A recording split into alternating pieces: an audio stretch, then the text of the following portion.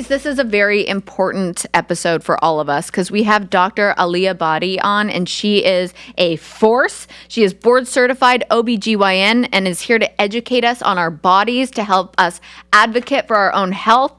As women, I think we get dismissed. Actually, she said it. She's an OBGYN. She's brilliant. So my hope is that you can gain confidence and validation from this knowledge to be able to diagnose yourself and advocate for yourself in the doctor's office, because knowledge is power and you're not alone. Do you live here? Yeah. From where, though?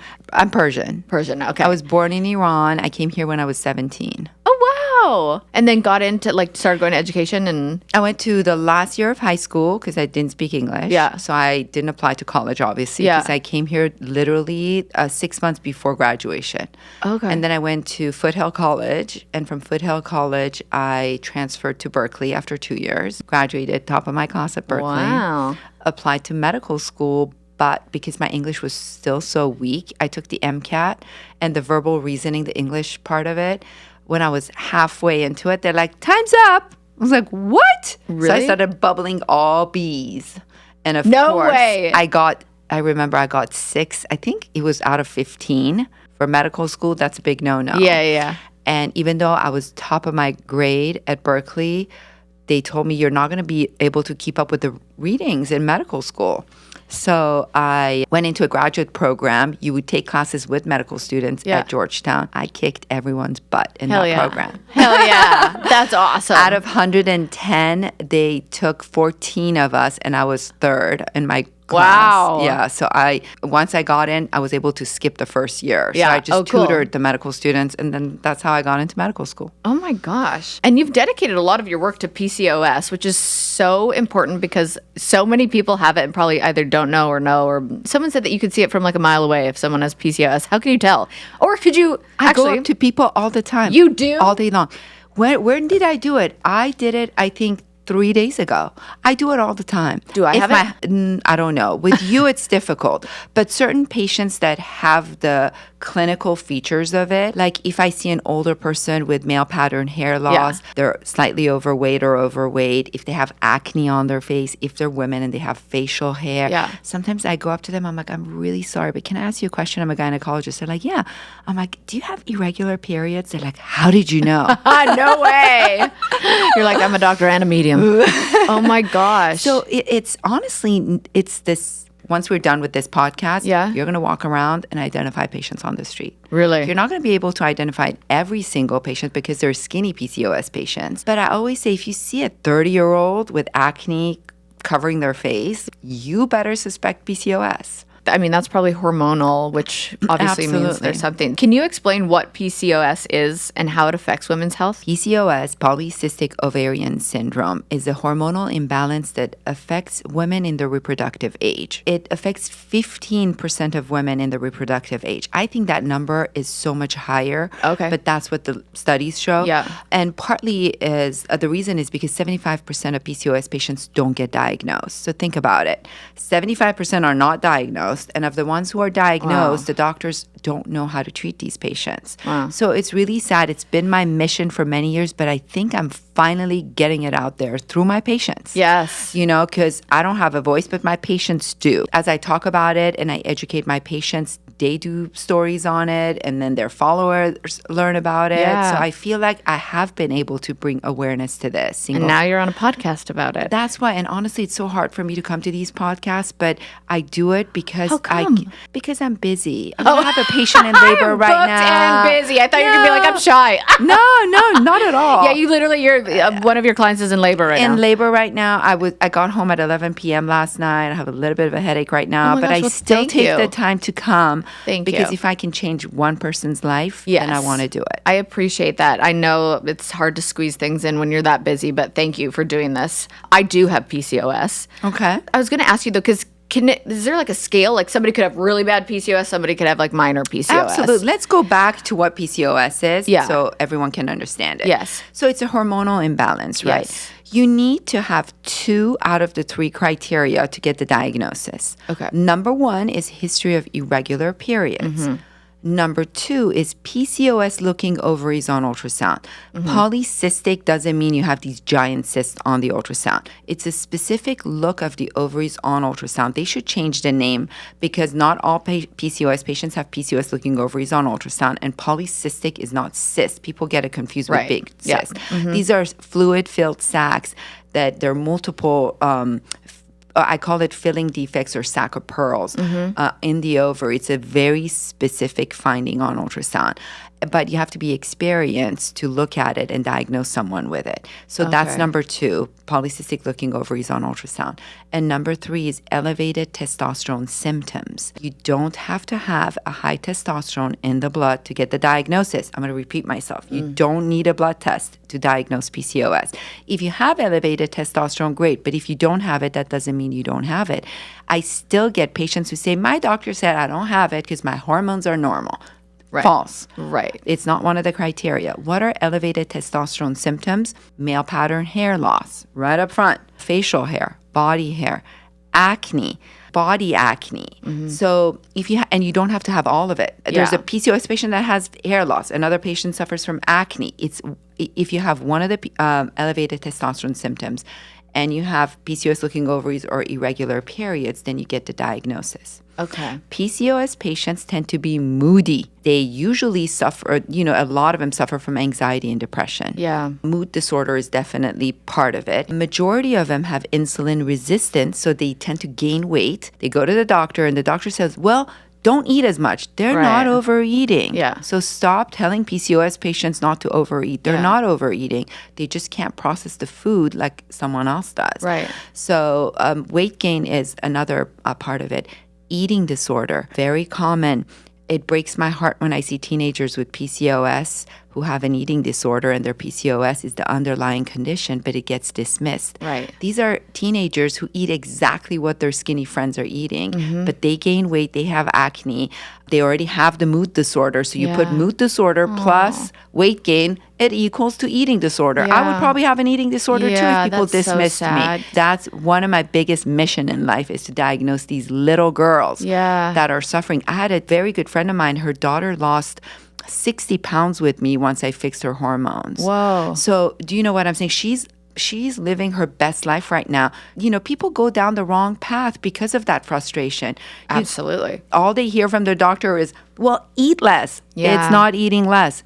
They need their hormones checked. They need their insulin resistance fixed. So eating disorder is also part of it. And the last aspect of PCOS is infertility. Yeah.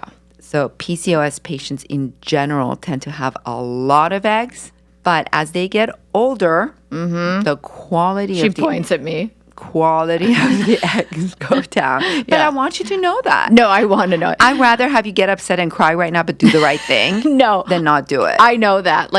That's why I obviously did freeze my eggs. Everybody knows that I did on this podcast, but I want to do it again. So I'm going to do that blood work. But so with PCOS, and you say you treat people, how do you treat it? So it depends. So you look at their symptoms and you treat their symptoms, right? Okay. There's skinny PCOS patients that don't have weight issues, but they have acne issue, they have hair loss issues. So you identify what the problem is and you fix it. There are multiple medications. You do a blood test, you do an ultrasound on them.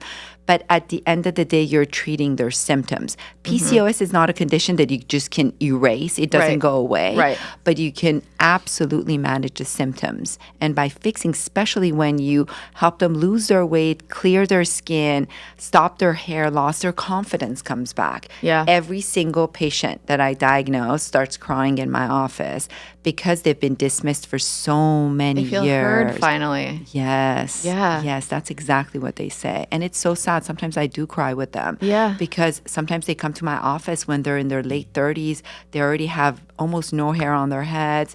They've struggled with obesity. They're already very depressed, no self-esteem, no partner. And in my heart, I'm like, oh my God, if I had met her at 20, she would have had a completely different life. Off the Vine is brought to you by Progressive Insurance. Hey Vinos, whether you love true crime or comedies, celebrity interviews, news, or even motivational speakers, you call the shots on what's in your podcast queue. And guess what? Now you can call the shots on your auto insurance too. Enter the Name Your Price tool from Progressive. The Name Your Price tool puts you in charge of your auto insurance by working just the way it sounds. You tell Progressive how much you want to pay for car insurance, then they'll show you a variety of coverages that fit within your budget, giving you options. And now that's something you're going to want to press play on, am I right? It's easy to start a quote, and you'll be able to choose the best options for you and fast. It's just one of many ways that you can save with Progressive Insurance. So quote today at progressive.com to try the Name Your Price tool for yourself and join the over 28 million drivers who trust Progressive. Progressive Casualty Insurance Company and Affiliates. Price and coverage match limited by state law. I get severe male pattern hair growth. So I'm on spironolactone. Good. What dose are you taking? I take 75 milligrams. Once a day? Once a day. Is it helping? Yes. Good. Perfect. Oh my gosh, it helps so much. But I still really, I have extensions in right now, but I have really fine hair that feels like it's thinning. And I don't know if that's...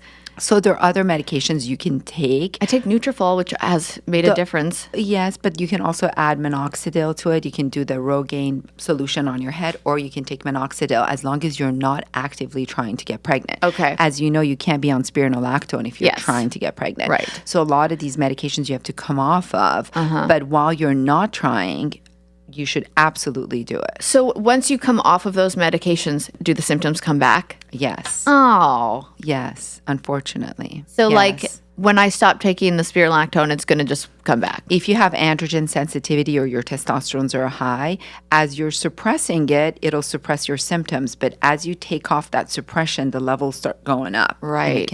it can absolutely affect the symptoms again. Dang. But as you said, people sit on the spectrum of PCOS. Yeah. Some patients have very mild symptoms. Some patients have very severe symptoms. Some patients with mild symptoms have elevated testosterone. Some people with severe symptoms have normal or upper range of normal testosterone in their blood. Right. So there's a large spectrum of patients. But the key is to know that, first of all, we can fix the symptoms. And number two, the fertility aspect of it is huge because these patients go to the doctor. The doctor does an ultrasound and they're like, oh my God, you have so many eggs. Right. If you have so many eggs, you should worry about the quality sometimes. Yeah. You have to make sure we're not missing PCOS.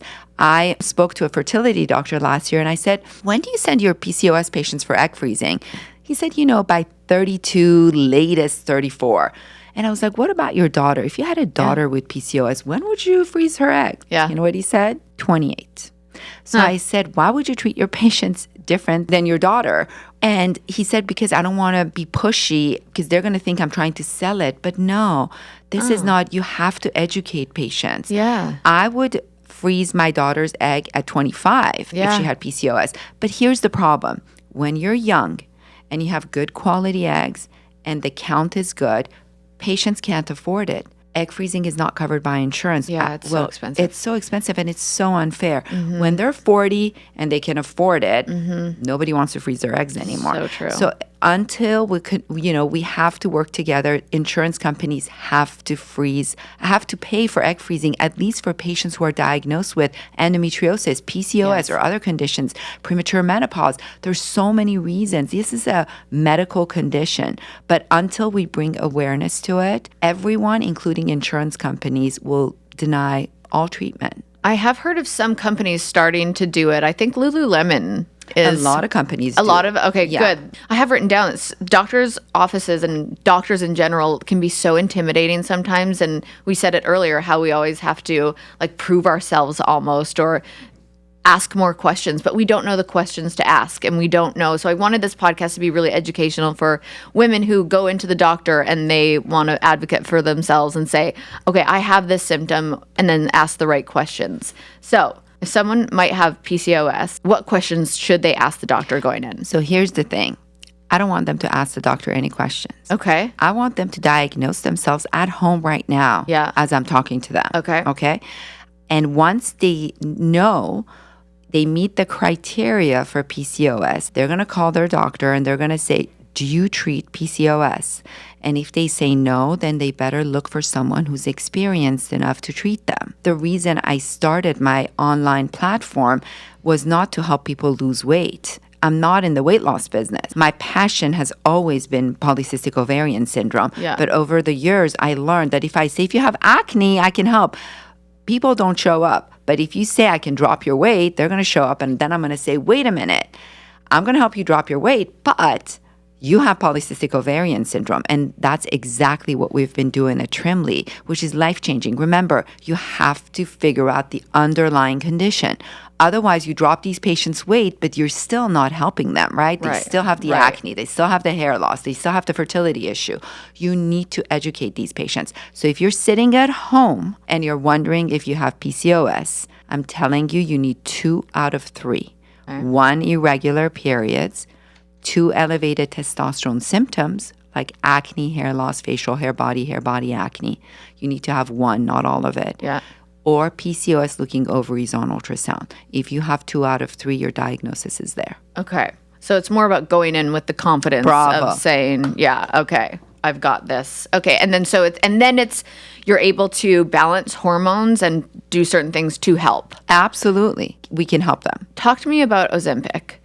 Because it's obviously such a buzzword and buzz thing that's going on in the world right now, but does it help with PCOS? It does. Okay. So, studies say anywhere from 38% to 88% of PCOS patients suffer from obesity. Wow. Close your eyes and think of that number of women. Can you say it again? 38 to 88% of PCOS patients are obese. Wow. Women in general get dismissed when they go to the doctor. If PCOS, I don't want to sound crazy or a feminist, but I am deep in my heart. I love it. Because I've treated women for 30 years. Yeah.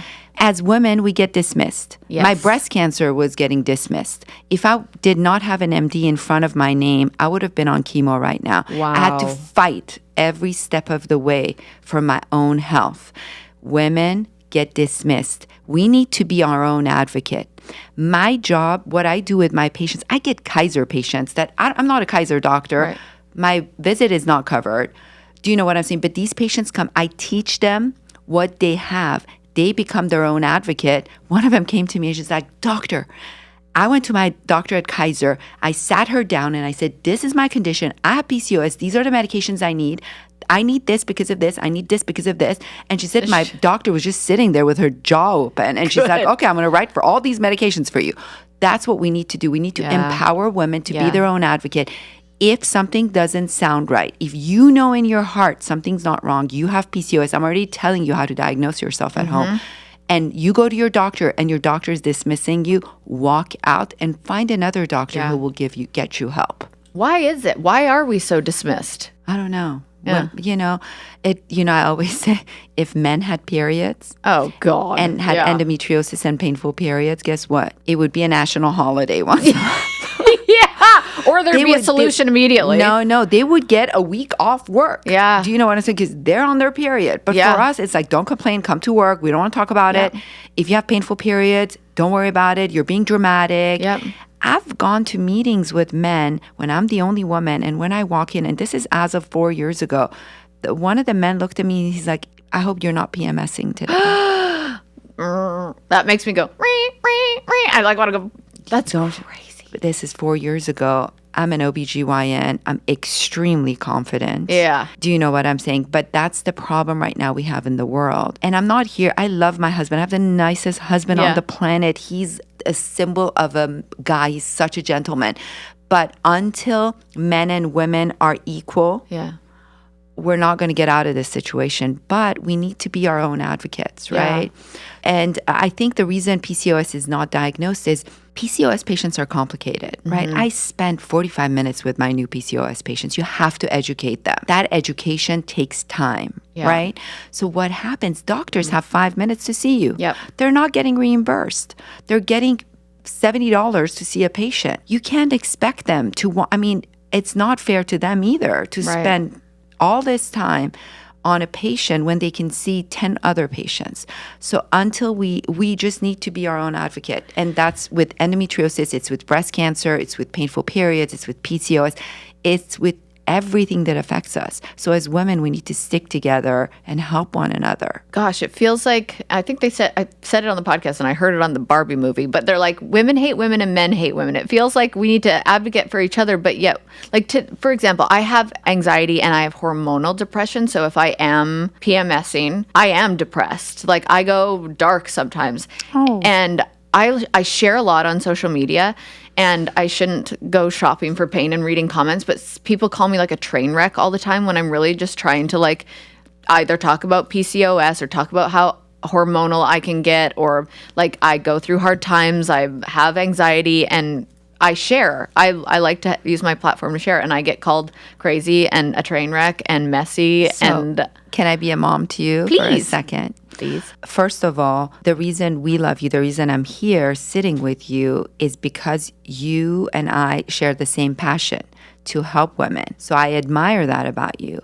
But just know, and that's what I tell my daughters, and I have a lot of them at home. You do? I do. I have 3 and I'm adopting 1, so 4 daughters. I always tell them when someone says something hurtful, don't take it personal. They're hurting themselves. So when someone is calling you mean, don't take it personal. Her heart is hurting. So that's the first thing I learned as a physician. When you have an angry patient that comes in, it has nothing to do with me, right? She doesn't even know me. If she's upset, I never take it personal. So you should do the same. What you're doing is amazing. This podcast will help. I don't know how many followers you have, but whoever's listening, it will really help these girls. So you just have to do the right thing and not worry about people who are hurting at home. The girl who's giving you a negative comment, God knows what's happening to her at home. Let it go. She probably had a rough childhood. She's probably in a rough situation right now. And they are projecting. So don't take it personal. I've heard that so many times. For some reason, the way you said it to me just really resonated. Like, I know what you're saying, and other people told me that too, but for some reason that really resonated. So thank you. Oh, I was at a party, and this mom was really talking bad about these kids at school who are not inviting her daughter, and that they're mean and they're this. And I had to say something. I'm like, listen, these are children. And if a mean bully shows up to school in 6th grade, you have to worry about her. The first thing you have to think is that she's being bullied at home. If she's pushing, she's being pushed at home. So don't take it personal. So true. It'll make life so much easier. I did read that book, The 4 Agreements, and one of them is to not take anything personal. And it's so simple and so hard at the same time. Ozempic. We never talked about it. Oh my God, yeah, let's get back to that. How did we get I don't know. That's because I just started bitching about trolls. Yeah, how does Ozempic help? That's what I was telling you. 38 to 88% of women who have PCOS suffer from obesity. Yes. Obesity in PCOS mostly comes from insulin resistance, right? Insulin resistance mean when we eat sugar, right? Our body breaks it down into glucose. Glucose stimulates our pancreas to release a hormone called insulin. To put it in simple terms, insulin opens up the receptors on the surface of the cell, grabs the sugar, puts the sugar into the cell where it turns into energy. This is what's supposed to happen. PCOS patients can have insulin resistance. When they eat sugar and their insulin gets secreted, the receptors are insulin resistant. They don't open up. So sugar stays in the blood. And as the sugar goes up, our insulin can go up. High insulin is the enemy. Insulin is a fat storage hormone, so it stimulates our body to clear that sugar and store it as fat. That's the simplest way I can explain it so people can understand it. That makes sense. Insulin-resistant patients don't use their sugar the way they should, and they tend to store that sugar as fat. That's why if they eat, I always say they eat 1 slice of pizza, they can gain weight, but their skinny friends eat the entire pizza and she's in her skinny jeans the next day. And that's how they get frustrated. So Ozempic, and not just Ozempic. By the way, I feel like Ozempic blew up in this country because so many of my patients lost weight on it. I've been using these meds for my PCOS patients since 2014. Oh, wow. This is not something new. Okay. I started using Trulicity, then I started using Victoza, I started with Saxenda, then I switched to Ozempic, then Wegovy, then now Mounjaro. All of these medications are in the same family, right? But the way they work, they regulate our insulin, so it helps with the PCOS patients. They cause delayed gastric emptying, so we feel full. It also shuts down our appetite, so people don't eat as much.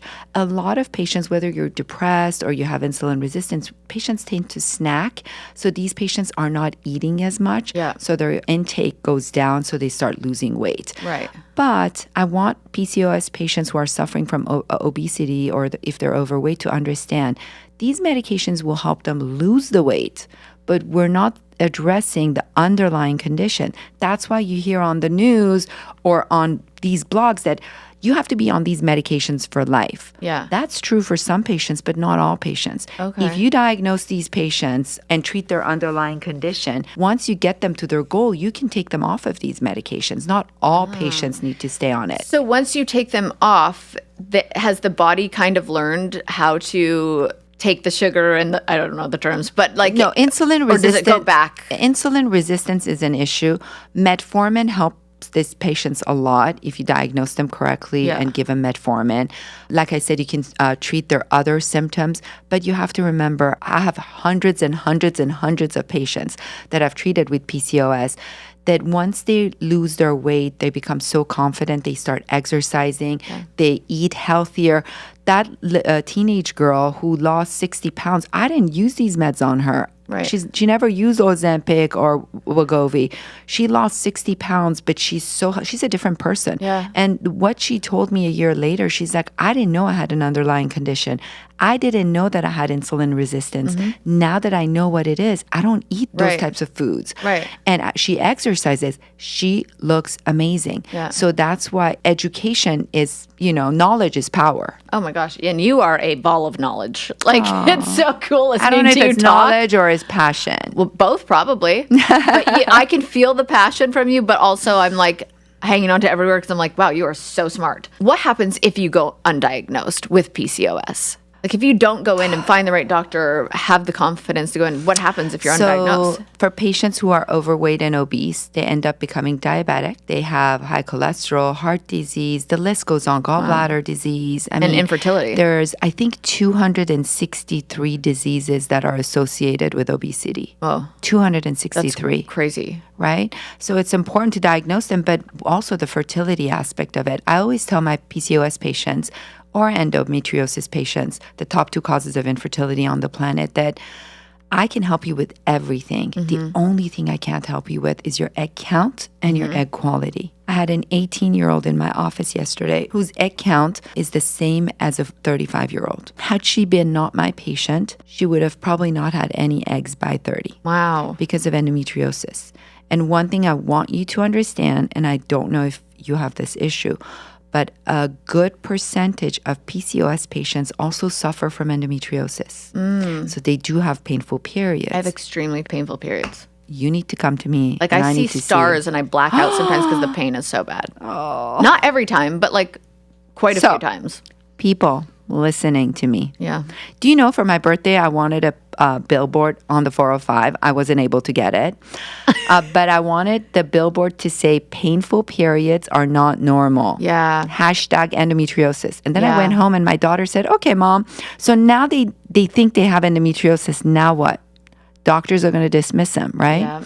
They're going to get, why do you think there's an opioid crisis in this country? Yeah. These poor patients, they go to the doctor and they complain.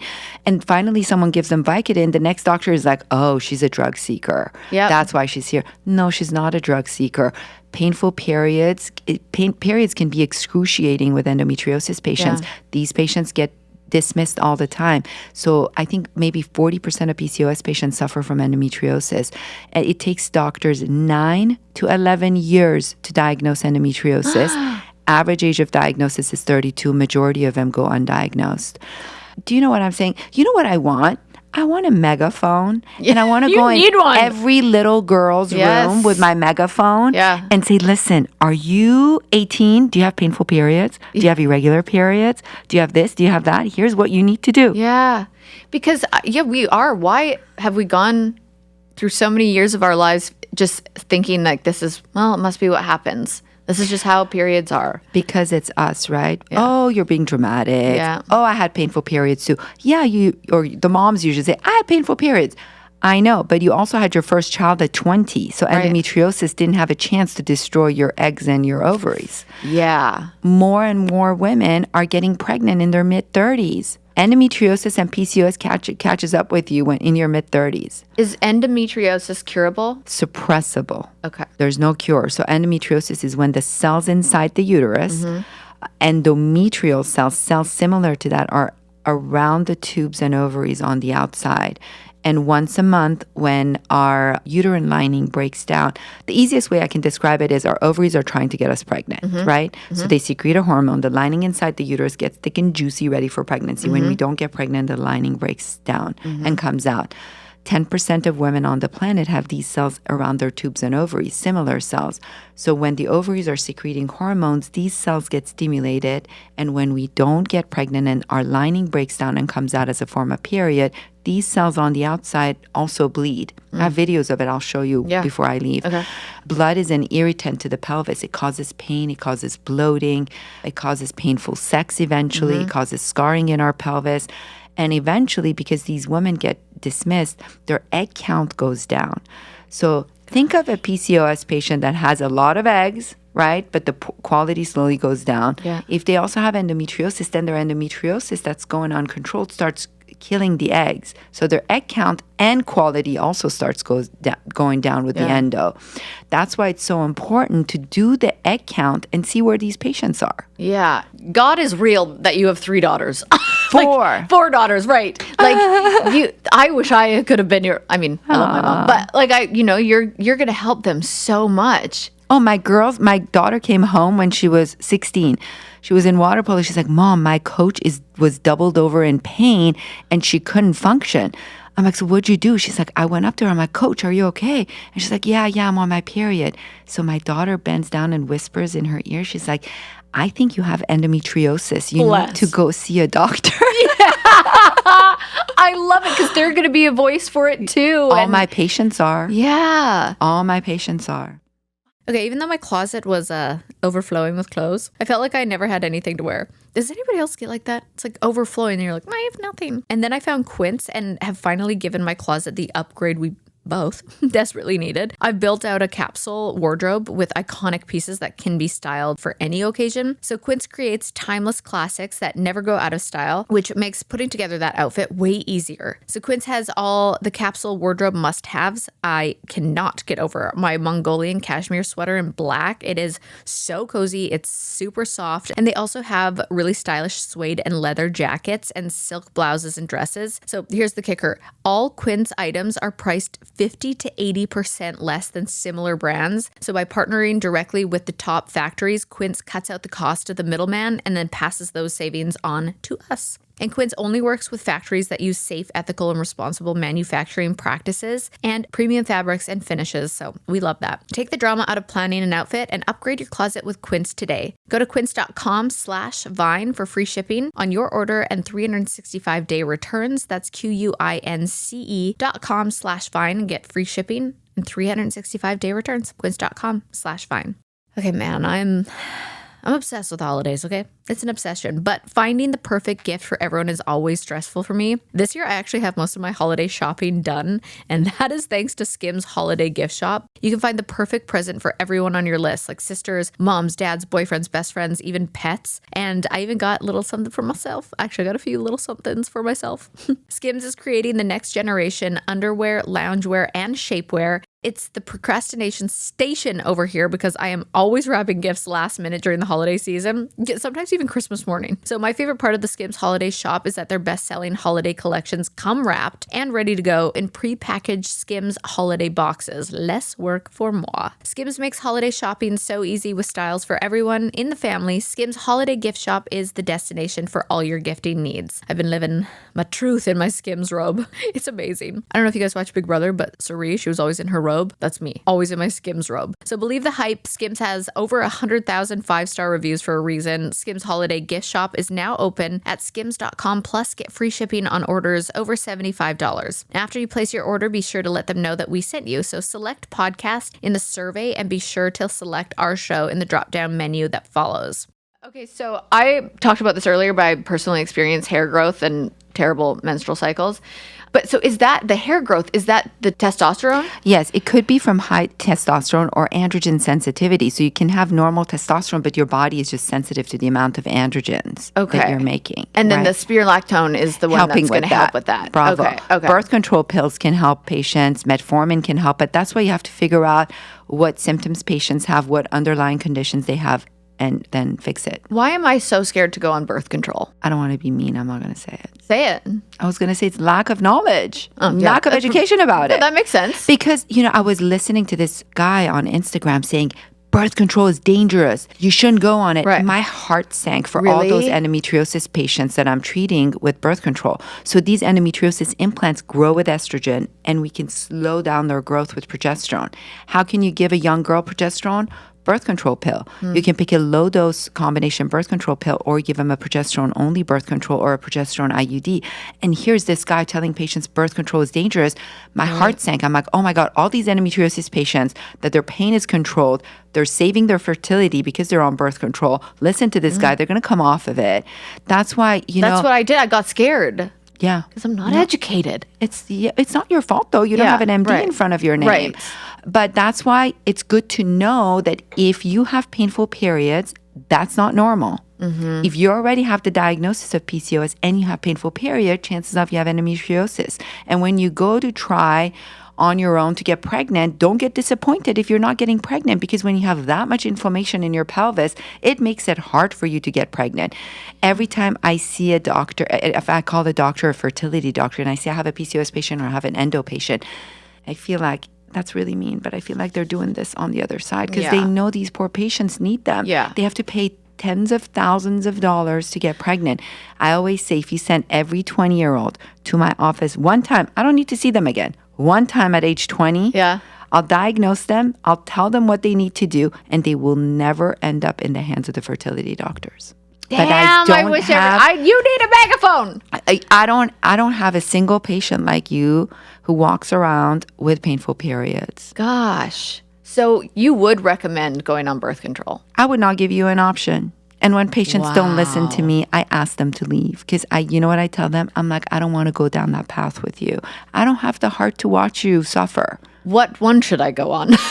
What's a low dose? I don't know anything about you to make a comment. It's very dangerous to make a comment, but that's why it's scary to talk to any doctor, because I'm like, do you know my body? And like, the problem is, you know what the sad part is? You can go to another 100 doctor in this town and say I have painful period. They're like, take Advil. Ugh. Why do you think I wanted my billboard? Yeah. I didn't get it though. Well, one day, if you see a billboard that says painful periods are not normal, that's my billboard. That's what this podcast is going to be called. But let's get you a billboard. I know. If you had time, I would say start a podcast. I am starting my podcast. Good. Just for this. I swear I don't have time for this. But I feel like one day when I have time, I'll share my breast cancer story with you.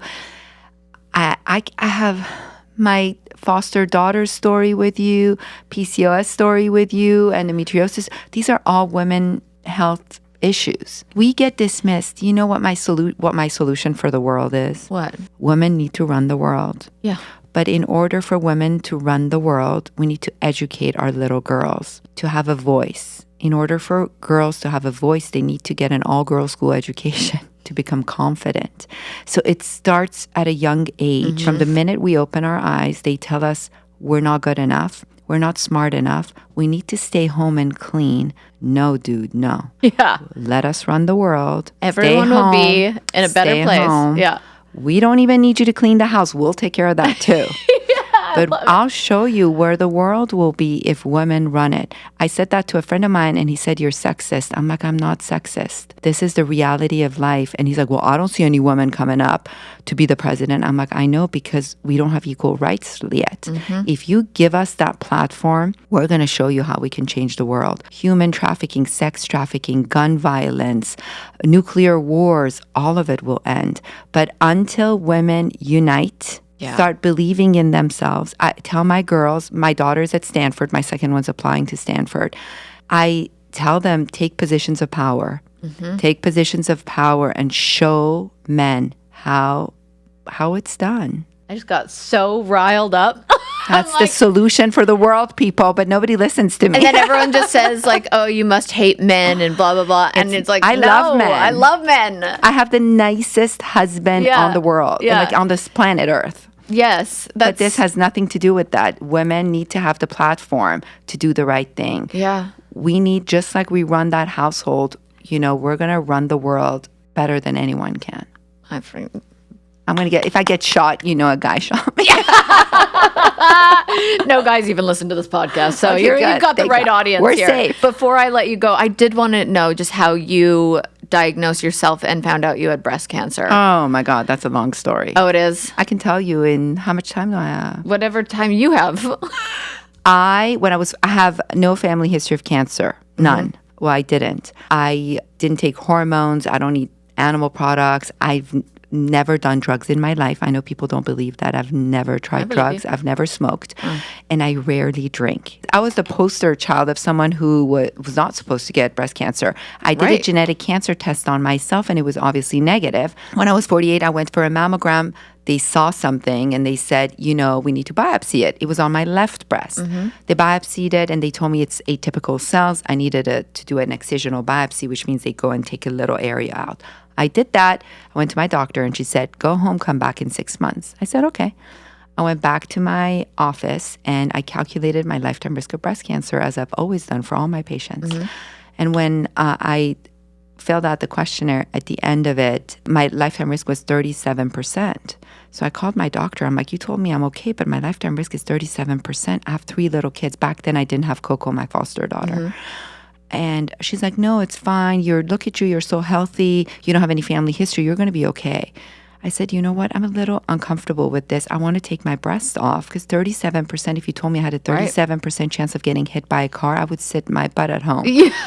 Can you take these off? She's like, absolutely not. This is crazy. And she told me that her lifetime risk was higher than mine and that her mom passed away from breast cancer, that she wasn't doing a double mastectomy. And I said, I understand, but this is my choice. This is my body. And this is an informed decision. And I already had implants. And I'm like, I don't care about my breast. I care about my life. They kept telling me there's really good chemo for breast cancer. I said, I don't want to wait. 37%, take it off. They told me go and come back when you're 50. So I found another doctor across town who was willing to do it. She wasn't experienced doing a double mastectomy, but she was willing to do it for me. She didn't want to do it, but I because of who I was, I convinced her to do it. She did it. It was an extremely difficult surgery. I was under for 10 hours, I think partly because of lack of experience of my surgeon. I bled out. I ended up getting blood transfusion. My hemoglobin, it was rough. My blood pressure, I think, was 60/30 after surgery. I don't remember any of that, but after they gave me blood transfusion, my memory came back. But a week later, they called me and they said, well, we got your path report and you have breast cancer. Oh my gosh. And I was at Staples doing a back-to-school shopping with my husband with drains coming out of my chest. I have a video of it. I started bawling my eyes out in the car. And I was like, why? For a year, I've asked someone to remove my breast. My cancer was on the right. All this time, they were digging on the left. And afterwards, when I looked at my images, my cancer was sitting on my MRI, but it was read as benign. So many people called me crazy. Oh my God, that makes me sick. Yep. Including the head of radiology at my hospital. The day before my surgery, she's like, you're paranoid. So I went back. I'm like, don't ever call a mother of 3 daughters paranoid when she wants to remove her breast. This was my decision, my choice. And my doctor was right. I would have probably been diagnosed stage 3 and I would have needed chemo. But unfortunately, the type of cancer that I had doesn't respond to chemo. So, my mom called me. She's like, the reason you went to medical school was to save your own life today. Holy shit. But I just got full body chills. I just want you to know that when you go do I don't blame my radiologist. I don't blame my doctors. These tests are not 100%. They're not bulletproof. But I want people to know what the risk is. So I'm launching a platform for breast cancer education in January. Good for you. And I will change the world of breast cancer. Yeah. As I will change the world of PCOS and believe endometriosis and foster care. Those are my 4 wishes in life. And then I'll be ready to go. When people have the passion and the knowledge that you have, you will do it. I fully believe you will. I will. It's my mission in life. No one can stop me. As I have brought a lot of attention to PCOS already, I'm so glad. My patients are like, it's all over Instagram. I'm like, good, as it should be. What is your Instagram? Well, I treat my PCOS patients on Trimly. Trimly.com is my platform for PCOS patients. Okay. I'm going to release an app that will help PCOS patients at home diagnose themselves on trimly.com.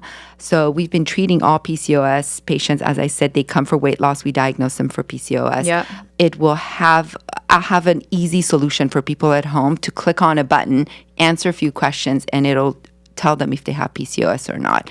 And then, they can go to their doctor or they can come on our platform and we can help them with that. Wow. Where did this confidence come from in you? All girls school education. Really? Yeah.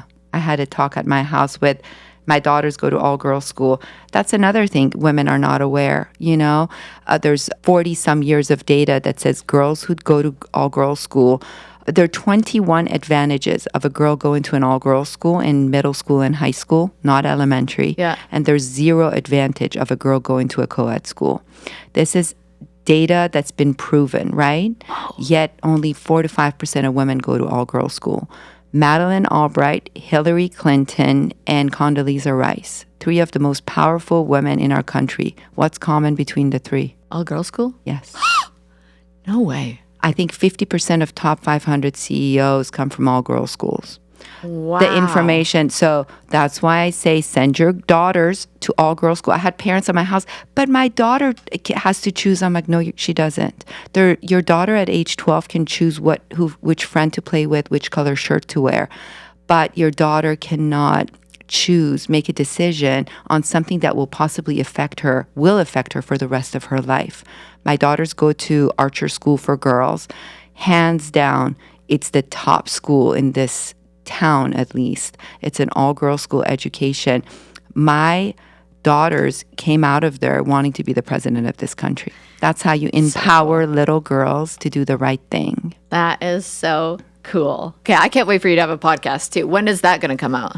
January. And the app and everything. Yes. Oh my gosh. Thank you for taking the time to come here. And so many people have asked for this kind of conversation. Oh, that's awesome. Yeah. So I'm so glad. I tell you, even though I had a patient, even though I didn't sleep, even though I have a headache right now, I always come when the topic is PCOS, endometriosis, or breast cancer. Thank you. Honestly. Thank you for having me. Yeah. You're so sweet, and I love your honesty. Thank you for doing this. You will help a lot of women. I hope so. I know so. You'll see. Yeah, thank you. I know. I can't wait to hear the response of people that listen to this. And then even down the road when they actually do go to their doctor and change their life, and then they'll come back to this podcast and go, wow. So yes, honestly, from the bottom of my heart, thank you. I'm Kaitlyn Bristowe. I'll see you next Tuesday. You're not